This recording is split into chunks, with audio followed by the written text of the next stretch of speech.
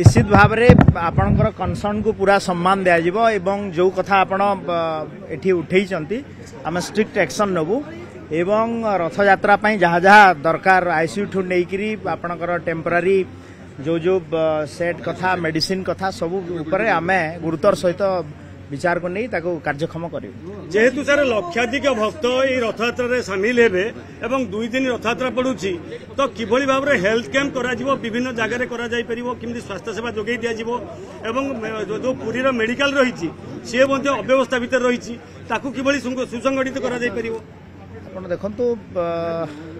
आमर विभागीय अधिकारी को आम निर्देश दे सारिछु एई रथ यात्रा गोटे सर्ट टर्म प्लान हेइछि 2 दिन रथ यात्रा निश्चित भाव में कार्यकर करा एवं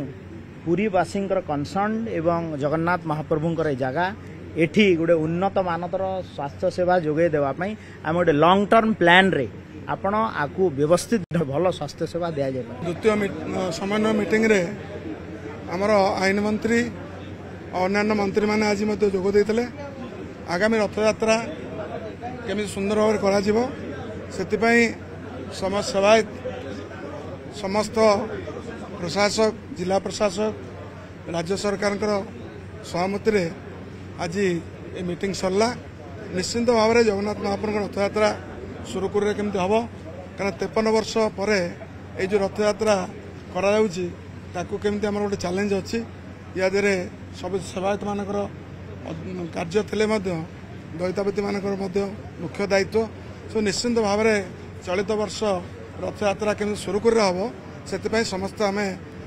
प्रतिज्ञाबद्ध प्रभु काम जोरसोर चली काली तेल लगी तापर संपूर्ण कार्य ठीक भाव में करा जय जगन्नाथ।